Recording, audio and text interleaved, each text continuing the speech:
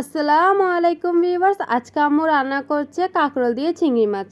কাঁকরোল দিয়ে চিংড়ি মাছ এই জন্যই বললাম কারণ চিংড়ি মাছ বেশি আর হচ্ছে কাঁকরোল দিছে মাত্র একটা। তো প্রথমে একটি ডেক্সিতে তেল নিয়ে নিল। তেলগুলো গরম হয়ে গেলে সেখানে দিয়ে দিব পেঁয়াজ কুচি। অল্প করে পেঁয়াজ দিয়ে চেক করে নিচ্ছিল পেঁয়াজগুলো গরম হয়েছে কিনা। পেঁয়াজগুলো ভালো করে গরম হয়ে গেলে সেখানে দিয়ে দিবে সব পেঁয়াজ, মানে বেশ কিছু পরিমাণ পেঁয়াজ কুচি। পেঁয়াজ কুচিগুলোকে হালকা তেলের মধ্যে ফ্রাই করে নেবে। চিংড়ি মাছগুলো বেশি ছোটও ছিল না, বেশি বড়ও ছিল না, মানে মাঝারি সাইজের চিংড়ি মাছ ছিল আর কি। তো ভাবলো শুধু চিংড়ি মাছ খাবে, তাই হচ্ছে সেখানে দিয়ে দিল একটা কাঁকরোল। তারপর দিয়ে দিচ্ছে পেঁয়াজের মধ্যে মরিচ বাটা আর হচ্ছে কয়েকটা কাঁচা মরিচ গোটা। ওগুলোকে ভালো করে নেড়ে চেড়ে সেখানে দিয়ে দিবে সামান্য পরিমাণ পানি, যাতে মশলাগুলো পুড়ে না যায়। তারপর দিয়ে দিবে সেখানে মাছের মশলা। মাছের মশলাগুলো তেলের মধ্যে দিলে কিন্তু কালো হয়ে যায়, তাই হচ্ছে পানি দিয়ে তারপরেই মাছের মশলা দিচ্ছে।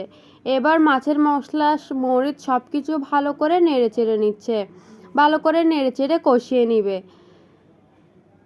এই তো কষে গেছে, মশলাগুলো কষে গেলে সেখানে দিয়ে দিবে কাঁকরোল আর হচ্ছে চিংড়ি মাছ। চিংড়ি মাছগুলোকে আগে থেকে নুন আর হলুদ দিয়ে ভালো করে ম্যারিনেট করে রাখা হয়েছে। 1 চিমটি হলুদ দিয়েছে আর বেশ কিছু পরিমাণ নুন দিয়েছে। তারপর কাঁকরোল আর মাছগুলোর মধ্যে দিয়ে দিল সামান্য পরিমাণ পানি, যাতে মাছগুলো ভালো করে কষে যেতে পারে আর হচ্ছে নিচে দিয়ে পুড়েও না যায়।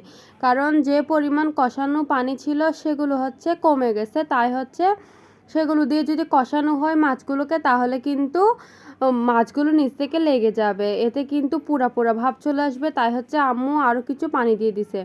তারপর কিছুক্ষণ পর মাছ আর কাঁকরোল কষে গেছে কিনা চেক করে নিছে। মাছ আর কাঁকরোলগুলো একদম পারফেক্টলি কষে গেছে। আর বেশিক্ষণ সময় ধরে চিংড়ি মাছ কষালে কিন্তু চিংড়ি মাছ রাবারের মতো হয়ে যায়, এতে কিন্তু খেতে ভালো লাগে না। তাই হচ্ছে আমার কম সময় ধরে চিংড়ি মাছগুলোকে কষিয়ে নিয়েছে। তারপর কষে গেলে সেখানে দিয়েছে বেশ কিছু পরিমাণ পানি ঝোলের জন্য। সেই ঝোলের উপর দিয়ে দিল কয়েক টুকরো টমেটো দিয়ে ভালো করে নেড়ে চেড়ে ঢাকনা দিয়ে দিবে, যাতে টমেটোগুলো হালকা নরম হয়ে আসে আর হচ্ছে ঝোলগুলো রান্না হয়ে যায়।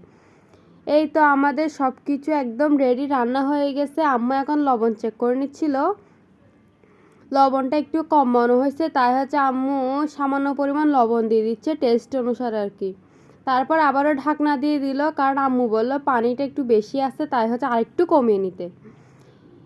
এই তো পানি প্রায় কমে গেছে, এখন আম্মু এখানের মধ্যে দিয়ে দিবে ধনেপাতা কুচি।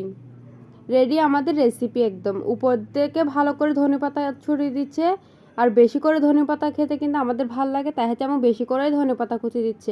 আর উপর দিয়ে দিলে কিন্তু ধনেপাতার তাজা ঘ্রাণটা ঠিক থাকে, তাই হচ্ছে আম্মু শেষে দিল। এই তো রেডি আমাদের রেসিপি। আল্লাহ হাফেজ।